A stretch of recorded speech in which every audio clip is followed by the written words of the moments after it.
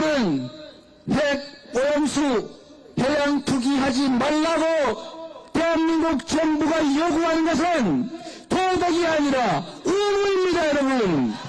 핵 오염수 1리터를 마셔도 10리터를 마셔도 괜찮다고 얘기하는 것이 괴담 아니겠습니까?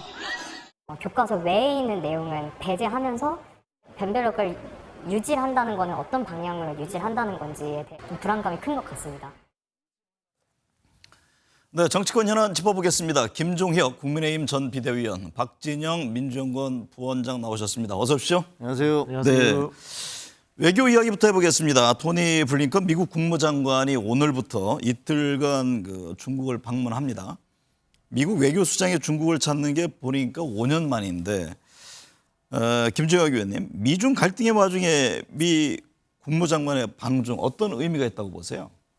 뭐 당연한 거 아닐까요? 예를 들면 그 미국과 중국 간의 관계는 최근에는 이제 중국이 괴풍선을 띄워서 미국이 F-16 전투기까지 출동해서 미사일로 그 풍선을 격추시키고 그러지 않았어요? 네. 상당히 격앙된 관계였지만 하지만 미중 관계도 그렇고 한중 관계도 그렇고 한일 관계도 그렇고 어느 나라든지 간에 외교 관계가 그렇게 극단적으로 끝까지 나쁘게 갈 수는 없습니다. 예를 들면 일본과 중국 간의 사이에서도 생각구 열도를 둘러싸고 엄청나게 국교를 단절할 혹은 무슨 마치 전쟁이 벌어질 것 같은 그런 분위기가 그렇죠. 있었지만 얼마 지나지 않아서 결국은 각자의 국익에 따라서 그냥 흐지부지 되다가 타협을 했거든요. 네. 미중 관계도 마찬가지라고 생각을 합니다. 5년 동안 굉장히 사이가 안 좋았는데 이게 과거의 냉전 시대 그리고 탈냉전 시대에 이어서 지금 신냉전이 이루어지고 있는데 네. 신냉전 시대의 특징은 경제와 외교, 안보 이게 같이 가지 않는다는 거예요. 그러니까 외교, 안보, 국방 이것은 서로 갈등하더라도 경제 분야에 있어서는 협조를 한다는 거거든요. 미 제가 국무장관의 방중이 한중 관계에도 영향을 좀 줄 수 있을까요? 그렇게 봅니다. 네. 어차피 지금 현재 한중 관계가 상당히 안 좋은 건 분명하지요. 네. 하지만 뭐 그것도 역시 마찬가지로 영원히 그렇게 갈 수는 없는 거고요. 네. 어느 나라든 간에 각자의 국익에 의해서 움직이는 것이기 때문에 자기의 국익에 도움이 되는 방향으로 다 움직여갈 네. 겁니다. 김종혁 전 비대위원 말씀대로 한중 관계 지금 아주 냉랭합니다. 윤석열 대통령이 최근 국무회의에서 싱하이밍 중국 대사가 미국이 승리할 것이고 중국이 패배할 것이다. 이른바 배팅 논란과 관련해서 이 신 대사를 보면 미안스카이가 떠오른다 이런 얘기를 한 바가 있습니다. 한중 관계 상황을 어떻게 보고 계세요? 이재명 대표가 이제 싱하이밍 대사를 만난 걸 가지고 국장급 대사를 왜 만나느냐 그런 이야기 하셨는데요. 대통령도 이 국장급 대사에 대해서 이런 언급하실 필요가 없어요. 대통령은 최종적으로 정책을 결정하고 집행하는 자리입니다. 지금 문재인 정부 때 예를 들어 볼게요. 문재인 정부 때도 중국과 사실 불편했어요. 불편한 부분이 있고 미국의 압력도 있고 해서 그래서 문재인 정부 때 뭘 했냐면요. 신남방 정책이라는 거 했습니다. 네. 중국이 1대1로를 추진하잖아요. 1로가 이제 항로입니다. 동아시아로 이제 인도 태평양으로 진출하려는 건데 그 경제적 봉쇄에 미국에 호응하기 위해서 문재인 정부 때는 신남방 정책이라는 걸 해서 동아시아 4개국 인도까지 문재인 대통령 인도 굉장히 자주 갔잖아요. 그런 식으로 정책을 통해서 봉쇄를 한다거나 대응을 하는 거지 이렇게 말폭탄이라든가 뭐 대사급과 이렇게 말을 주고받고 이럴 필요는 없다. 그 말씀 드리고 싶어요. 네. 민주당 의원들의 중국 방문을 두고서도 지금 정치권에서는 충돌하고 있는데요. 김종혁 위원님, 국민의힘에서 지적하는 사항은 어떤 겁니까? 글쎄요. 뭐 공식적인 입장은 아닌데 네. 예를 들면 지난번에 8일 날 이재명 대표가 대사관을 방문했잖아요. 그 이후에 굉장히 우리 국민 감정이 들끓었습니다. 네. 근데 민주당 의원들이 12일 날 방문을 하셨어요. 그러니까 8일과 12일 사이에는 4일 정도의 간격이 있었던 거잖아요. 네. 그러니까 그 이전에 뭐 이걸 갑자기 바꾸고 이러기는 좀 문제가 있었을 수도 있다. 이렇게 생각을 합니다. 그래서 처음에 가셨을 때 그 5분인가 가셔서 뭐 한중 외교의 경제 문제에 대해서 집중을 하시겠다. 이렇게 얘기를 하셨으니까 사실 뭐 여당이든 야당이든 그 의원 외교를 펼치는 것에 대해서 뭐라고 하고 싶은 생각은 없고요. 뭐 네. 해야 된다고 생각을 합니다. 네. 근데 두 번째 방문은 조금 무리가 있던 게 아닌가 싶어요. 그 기간이 또 상당히 떨어져 있었기 때문에 그것을 취소하거나 좀 바꿀 수 있는 그런 시간들 있었는데 네. 그 강행을 했고 더구나 더 이해할 수 없는 건 이분들이 티베트를 방문을 했어요. 네. 근데 티벳이라는 나라가 아시다시피 1950년도에 중국이 침략을 한 나라 아닙니까? 침략을 해서 자기 속국을 만들었어요. 그리고 거기에 달라이 라마가 지금 해외로 망명을 해서 망명 정부 비슷한 걸 세워놓은 나라란 말입니다. 네. 그래서 중국 정부에서는 일반인들이 티벳에 들어가는 것들을 거의 막고 있어요. 그런데 우리나라 국회의원들을 불러다가 티벳으로 데려가는 이유가 뭐겠습니까?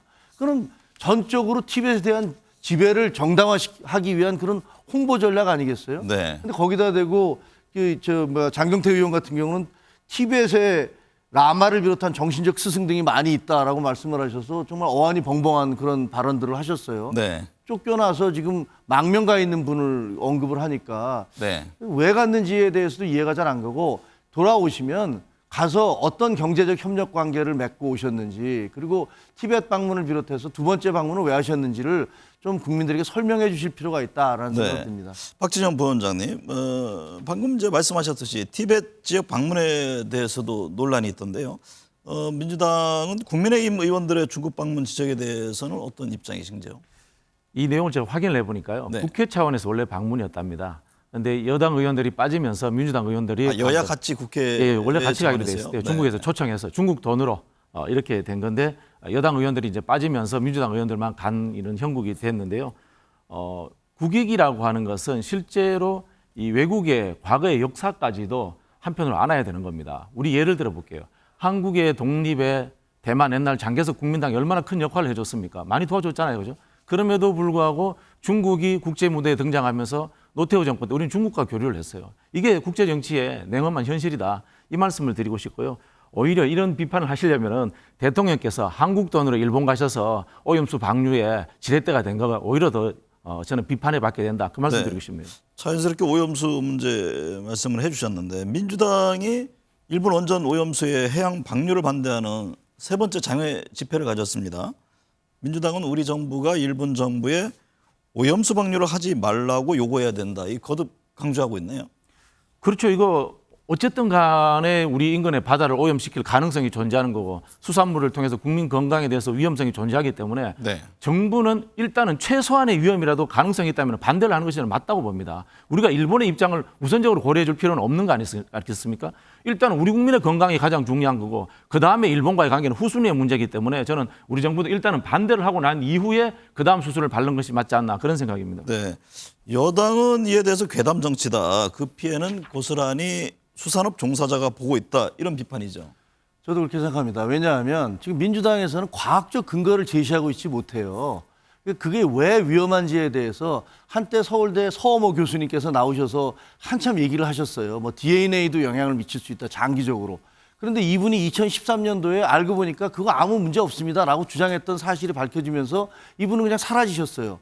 그리고 그 이후에 원자력 연구소를 비롯해서 수많은 과학자들이 그거 사실과 다릅니다. 일본 빗물에서 방류되는 양과 크게 차이가 없고 바나나를 하나를 먹었을 때도 우리가 방사능에 자연 방사능에 그렇게 노출될 수 있습니다라고 얘기를 하는데 민주당에서는 그런 과학적 근거를 제시해야 될 거 아니에요. 근데 과학적 증거를 하나도 제시하지 않으면서 감정적인 대응을 하고 계시단 말이에요. 2011년에 그 후쿠시마 사태가 터졌을 때 지금 이번에 방류한다는 양이 130만 톤이잖아요. 이거 네. 30년 동안에 걸쳐서 증류해서 방류를 한다는 건데 그때 당시에 지금 방류한다는 130만 톤의 1000배가 되는 양이 한꺼번에 방류가 됐어요. 네. 그리고 그때 아무런 걸림 장치도 없이 방류가 됐고 그 이후에 한국에서 80여 군데인가를 그 해양 포스터를 찍어서 계속 원자력 수치가 방사능 수치가 어떻게 됐는지 계속 조사했단 말이에요. 네. 아무런 변화가 없었어요. 근데 그런 것들을 앞세우면서 무슨 과학적인 근거를 제시하면서 뭐 수산물이 오염이 되고 뭐 방사능에 우리 국민이 노출되고 근데 그런 그 과학적 근거는 하나도 제시하지 않으면서 그냥 굉장히 괴담 수준으로 공포감을 조성하고 계셔서 네. 이건 아니다라는 생각이 드는 거죠. 민주당은 야당이 괴담을 퍼뜨린다는 여당의 주장에 대해서 어떤 입장이세요? 대통령과 국민의힘이 오염수 문제에 찬성 안 하면은 이럴 일이 없어요. 거기서부터는 발단이 되는 생각이 들고요. 자, 환자가 암 수술을 받으러 들어가는데 위험성이 5%다. 5%니까 퍼센트가 낮으니까 나는 즐겁게 암 수술 받으러 가겠다. 그런 사람 있습니까? 그렇지 않습니다. 국민의 건강 문제는 0.01%의 위험성이 있더라도 다 걱정이 되는 겁니다. 저는 그런 생각이 들고요. 과거에 야당 시절에 권성동 의원, 조호영 의원 이런 분들이 원희룡 국토부 장관까지 후쿠시마 오염수 반대했다는 기사까지 떠 있는 상황입니다. 왜 야당 때는 반대했다가 대통령과 그다음에 김태호 차장에 의해서 여기에 대해서 맞다고 하니까 갑자기 입장이 바뀌는지 이게 저는 오히려 먼저 설명돼야 될 것이 아닌가 그런 생각이 듭니다. 네. 네. 각 당 상황 살펴볼까요? 국민의힘 얘기부터 하겠습니다. 김기현 지도부가 출범한 지 100일 맞았네요. 그 당내 김기현 지도부에 대한 평가 또 이 뭐 총선 준비가 가장 중요하지 않겠습니까? 그렇죠. 네. 평가는 전체적으로 어떻습니까? 평가. 저희가 저희 당 대표에 대해서 평가를 한다는 건 저도 지금 당원이기 때문에 네. 그 좀 뭐 객관적일 수 없다라고 생각을 하는데요. 네. 그리고 더구나 이제 저는 전임 비대위원으로서 이번 최고위에 이제 이걸 넘겨준 그런 입장이니까. 네. 근데 사실 처음에 저희가 시련이 많았어요. 김기현 호가 아시다시피 김재원 최고위원의 발언이라든가. 두 분이나 나왔죠? 그러니까요. 네. 그리고 태영호 최고위원의 발언이라든가 이런 것들이 계속 논란이 되면서 사실은 김기현호는 그 뒤치다거리 하는데 상당 부분 시간을 소모를 했던 것이 사실입니다. 그리고 어떻게 보면 이제 그런 처음에 팀워크를 구성해서 함께 맞추고 나가야 되는데 선수들이 막 부상을 당하거나 퇴장을 당하거나 이런 상황이었기 때문에 사실은 평가고 뭐고 할 게 있는 상황이 별로 아니었던 거죠. 네. 근데 이제 100일을 맞았습니다. 100일을 맞아서 이제 제가 보기에는 이제 그런 어떤 과거의 어떤 아픔을 딛고서 새로 이제 재정립을 해서 이제 비로소 신발끈을 메고 이제 출정에 나가는 그런 선수의 심정이 아닐까 이렇게 생각합니다. 민주당은 김기현 침 100일에 대해서 존재감이 없어서 평할 것도 부족하다 이런 입장을 냈던데 이게 어떤 의미입니까? 뭐 저기 용산의 대통령실에서 하는 거 그냥 거수기 하는 거 아니냐 뭐 이런 식의 평가인 것 같은데요. 네. 뭐 그렇게 평가할 수도 있습니다만은 저는 좀 한편으로 좀 부탁드리고 싶은 게 원래 여당은 정책을 하고 야당은 정쟁을 하거든요. 네. 지금 서울 시내라든가 전국에 너무 과도하게 이 정치 혐오 플랜카드 걸고 있어요. 지금 제가 생각을 해보니까 박근혜 정부 때도 이때쯤 되면 뭐 창조 경제하고 이명박 정부 때는 잘했든 못했든 4대 강도 하고 뭘 하려고 했단 말이에요. 그리고 그 당도 거기에 발맞춰가지고 정책을 만들고 했는데 지금 여당이 너무 정쟁에 몰두하고 있다라는 그 말씀 좀 드리고 싶어요. 네. 김기현 대표가요 당내 분란을 종식시키고 안정화했다고 하자 이에 대해서 이준석 전 대표가 사실 안정화라는 표현을 썼지만 당이 죽었다고 하는 사람도 있다. 비판적인 입장을 냈습니다. 이거 어떤 배경으로 이해하세요? 글쎄요. 이준석 전 대표 같은 경우는 뭐 지금 이제 징계도 받았고 윤리위의 징계도 받았고 당 주류에 대해서 상당히 비판적인 입장이시잖아요. 네. 근데 예를 들면 이준석 대표가 있을 때 당이 살아있다. 그러면 그렇게 얘기할 수 있는가를 좀 생각을 해볼 수 있는데 당대표가 자기 당에 대해서 가처분 신청을 내고 그것도 2차례에 걸쳐서 가처분 신청을 내고 또 그다음에 대통령이라든가 다른 지도부에 대해서 계속 공격을 하는 그런 것들을 바라보는 당원들의 마음은 또 그렇게 별로 좋지 않거든요. 네. 이준석 전 대표 내년 공천 어떻게 받을 수 있을 것 같습니다. 그거는 뭐 생물이기 때문에 그리고 당에는 주류가 있고 비주류가 있는데 비주류라고 해서 당의 공천을 안 준다라는 거는 옳지 않다고 생각을 합니다. 네. 경쟁력이 있고 어쨌든 이준석 대표는 뭐 반대하는 당원들도 있긴 하지만 우리 당으로서는 또 젊은 인재고 당 대표를 했던 분이고 그러니까 공천 부분에 대해서는 그때 이제 아직 남아 있는 얘기니까요. 벌써부터 거기에 대해서 얘기하는 건 적절해 보이지는 않습니다. 상대당에 보시기에 그 총선을 앞두고 이준석, 유승민, 안철수 뭐 이른바 이제 비주류라고 해야 되나요? 이런저런 목소리를 내고 있습니다. 뭐 근데 제가 보기에는 세 분이 다 입장이 좀 차이가 있는 것 같아요. 네. 이준석 대표는 공천을 받으려고 하는 노력을 할 것 같다는 느낌이 들고 네. 유승민 전 의원 같은 경우에는 아예 뭐 포기하고 나는 저기 윤석열 한 번 더 뭐 당선되는 거 신경 안 쓴다. 그런 네, 입장. 뭐 그런 입장인 것 같아요. 윤석열 정부가 쓰러지면 내가 쓸어 담겠다. 네. 뭐 그런 입장 아닌가 이런 것 같고요. 안철수 전 대표는 공천 받겠죠. 공천 받고 뭐 적절한 목소리 내는 수준으로서 적절히 주류들과 합의가 되지 않을까 그렇게 네. 보입니다. 네. 민주당으로 넘어가 보죠. 민주당 혁신기구 책임자로 김은경 외대 법학전문대학원 교수를 임명했는데요. 이재명 대표는 혁신기구에 전권을 위임한다고 밝힌 바가 있습니다. 문제는 이제 의제를 두고 벌써부터 당내 의원들 간의 견해차가 있는데 과연 순항할 수 있겠느냐 어떻게 보세요? 대표가 정권을 주겠다고 한 건요. 대표 자신의 권한을 주겠다는 이야기인 겁니다. 네. 우리 이제 최고위원회 위에 뭐 당무위원회, 중앙위원회가 있는데 그 권한을 줄 수 있는 건 아닙니다. 그런 부분에서 최고위원회가 할 수 있는 것은 의제가 올라왔을 때 최고위원회에서 그것을 뭐 손들된다거나 그렇게 하지 않고 당원들의 뭐 투표라든가 대의원 대회라든가 이런 쪽에 넘겨가지고 의견할 수 있는 권한을 주는 거거든요. 그런 부분에 있어서 저는 뭐 대표가 마음먹었으니까 충분히 가능하다 그런 생각이 들고요.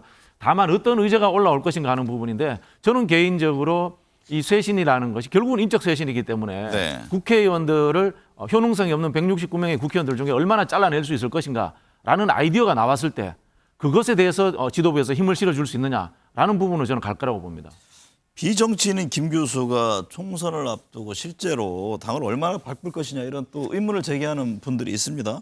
상대당이 보기에 민주당의 쇄신 움직임은 어떤 전망이세요? 좀 야박하게 얘기해서 좀 죄송하기는 합니다만 그건 뭐 눈가림이죠 뭐. 네. 저희는 눈가림이라고 생각을 합니다. 공천을 둘러싸고 뭘 한다 이런다 저런다는 건 아무 의미 없어요. 그 민주당의 혁신이 뭘까요? 혁신이라는 것은 민주당은 지금까지 말로는 혁신을 하겠다면서 행동으로서는 혁신과 정반대되는 거꾸로 행보를 보여왔습니다. 대표적인 예로 체포동의안 같은 경우는 사실상 다 유명무실화되고 있었어요. 헌법적 권리이기 때문에 헌법을 바꿀 수는 없지만 그러나 대개의 경우는 이제 국회의원들이 체포동의안이 오면 관례적으로 다 통과시키는 걸로 그렇게 되어 왔었단 말입니다. 그런데 지금 이제 민주당은 이재명 대표를 비롯해서 자기 측근들 주변의 사람들 다 체포동의안 발동해서 부결시켰잖아요. 체포동의안을 무력화시키면서 무슨 혁신을 하겠다는 건지 그 국회의원들의 특권을 내려놓기를 다 무력화시키고 있는 거 아닙니까? 네. 더구나 다른 당 같은 경우는 전부 다 만약에 검찰에서 기소가 되면 그 당 대표는 물론이고 무슨 자리에서 다 물러나야 돼요. 심하게는 당원 자격이 박탈돼요. 근데 민주당은 거꾸로 가고 있지 않습니까? 당원 당규를 바꿔서 그 기소가 돼도 당원권 당대표 그대로 할 수 있고 그 간부직을 계속 유지할 수 있고 그다음에 심지어는 조국 이번에 전 장관 출마하겠다는 건 왜 그러겠습니까? 네. 민주당에서는 기소가 되고 재판을 받고 1심에서 실형을 받아서 2심 재판을 하고 있어도 출마를 할 수가 있습니다. 네. 근데 이런 것들을 다 놔두고 뭘 혁신을 한다는 건지 그냥 저는 그냥 눈가림일 뿐이다 이렇게 생각을 합니다. 이낙연 전 대표에 대한 뭐 기대가 엇갈립니다. 조만간 이제 귀국을 하잖아요. 이게 뭐 네네. 비명의 구심점이 될 것인지 아니면 뭐 찻잔속의 태풍인지 어떻게 보세요? 지금 비명의 뭐 구심점이라는 표현은 그렇습니다만은 실제로 국내에 있습니다. 네. 전해철 의원이 제가 보기에는 이제 비명에 실제 가장 큰 역할을 하시는 이미 걸로 하고 알고 있다는 있고, 하고 있고 말씀이군요. 네. 솔직히 말씀드려서 이낙연 전 대표 계보라고 하는 의원들이 제가 계산해 보면 10명도 채 안 됩니다. 네. 그런 부분에서 저는 오셔도 큰 역할을 하기는 쉽지 않을 것이다 그런 생각이 들고 물론 이제 금방 말씀드린 것처럼 이제 전해철 의원과의 관계 설정의 문제 그리고 또 그 속에서의 이재명 대표를 비롯한 주류들과의 갈등 수준이 어디까지 갈 것이냐 여기에 따라서 뭐 달라질 수는 있겠습니다만은 크게 저는 역할하기는 쉽지 않을 것이다 그런 생각이 듭니다. 네. 김남국 의원 가상자산 관련 의혹을 둘러싼 논란이 그 여야 대표 간 총돌로 이어졌잖아요. 김기현 국민의힘 대표가 아들의 가상자산 보유 내역 공개를 사실상 거부했고 이에 대해서 이재명 대표가 참 후한무치하다 이런 비판을 했는데 어떻게 보세요, 이 점은?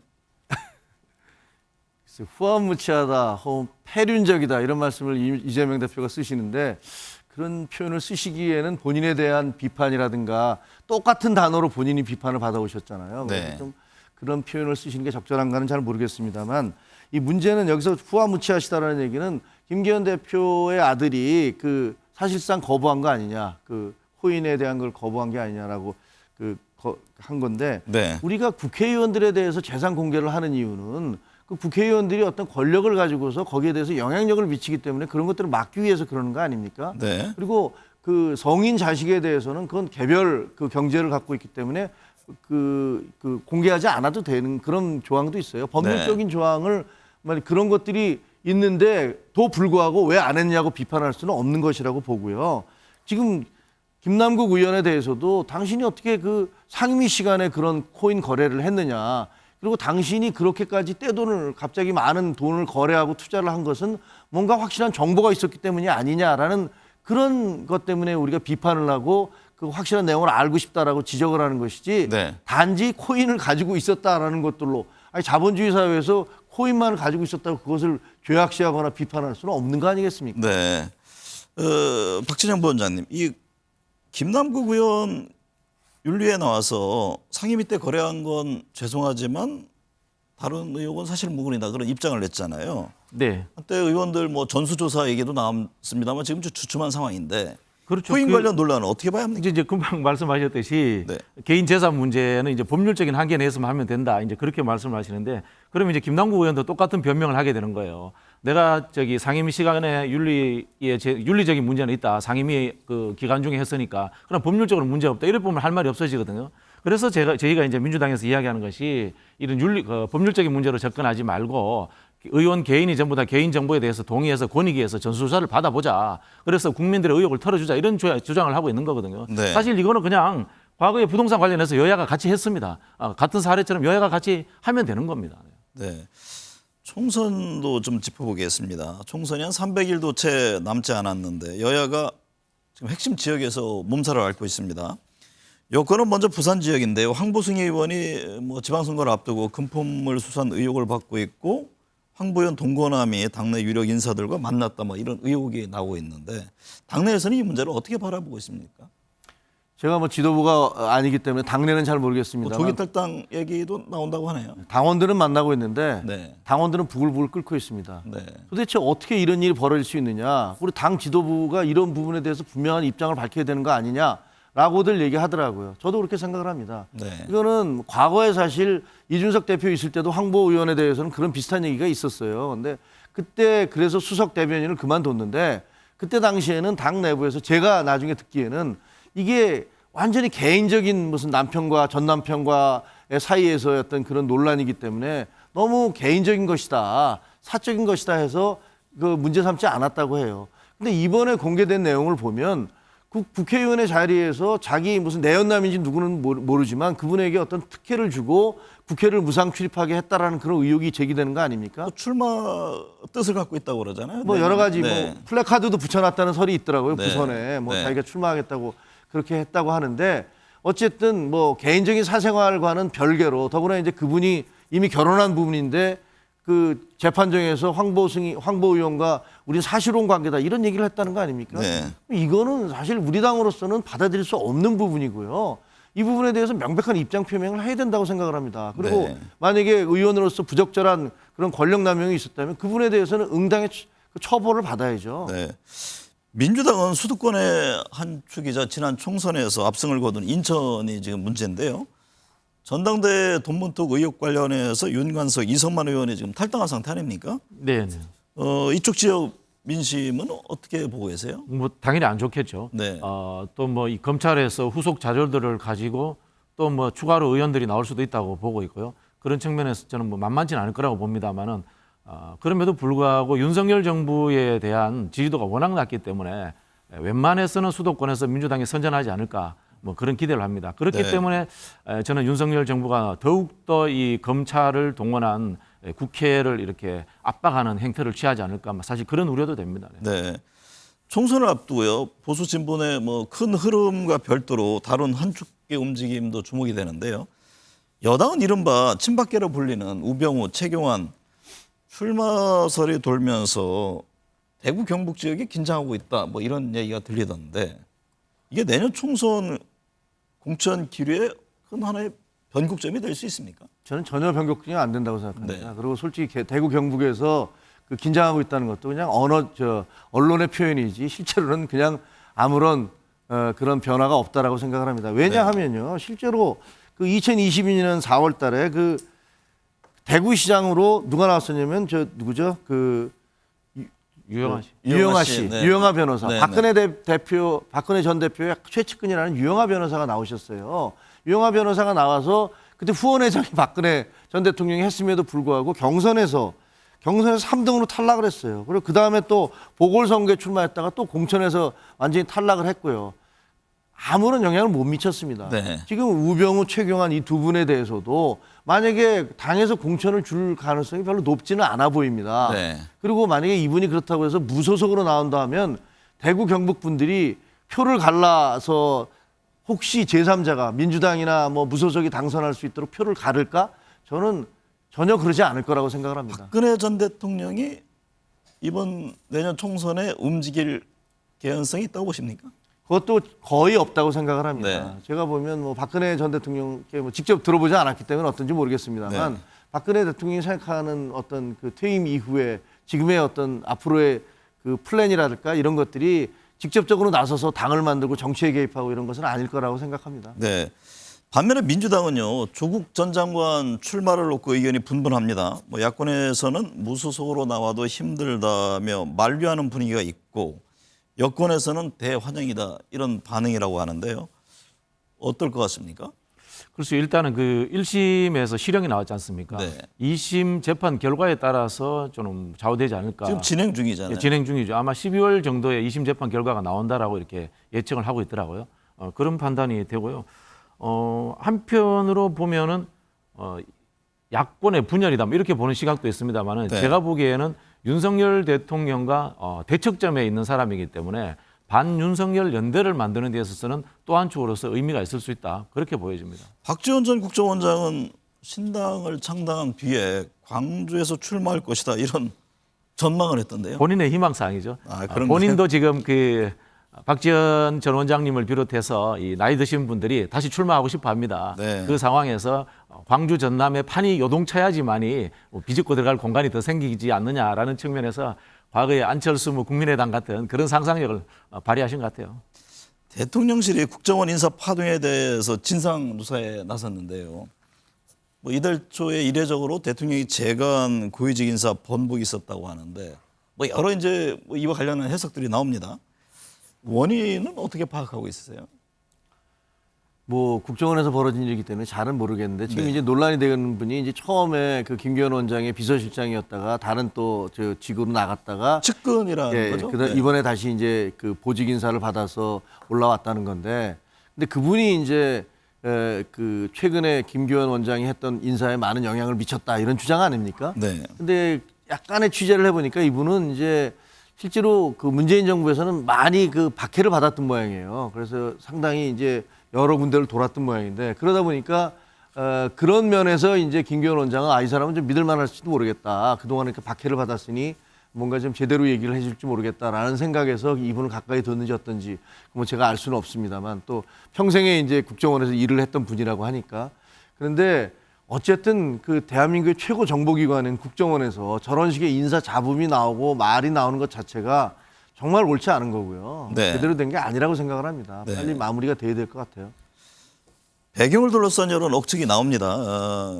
국정원 인사가 과연 어떻게 되고 있는 것이냐. 말씀하신 것처럼 문재인 정부 때 흔히 하는 말로 잘 나가던 인사들이 한 배제하기 위한 것이 아닌가 뭐 이 정도 이야기가 나올 수 있고요. 뭐 그럴 수도 있다고 봅니다. 다만 이런 것들이 국정원에서 과거 사라졌던 국내 정치 개입이라든가 이런 쪽으로 흘러가면 어떡하느냐라는 우려가 있고요. 더 큰 우려는 정보기관이 언론에 이렇게 노출되는 것이 과연 적절한가라는 이야기입니다. 네. 예를 들어서 노조 사무실을 압수수색을 하는데 국가정보원 잠바를 입고 압수수색을 하더라고요. 좀 깜짝 놀랐습니다. 과연 이게, 그리고 또 지금 1급 인사, 2급 인사 이미 이분들이 소송을 하면서 이분들의 명단조차도 공개될 수 있는 그런 상황으로 흘러가고 있습니다. 네. 이게 과연 정보를 다루는 조직에서 있어서 될 일인가, 그런 부분에서 저는 윤석열 정부 들어서서 국가 조직 자체가 흔들리고 있다, 그런 평가를 하고 싶습니다. 김기현 국정원장 거치까지도 영향을 줄 수 있을까요?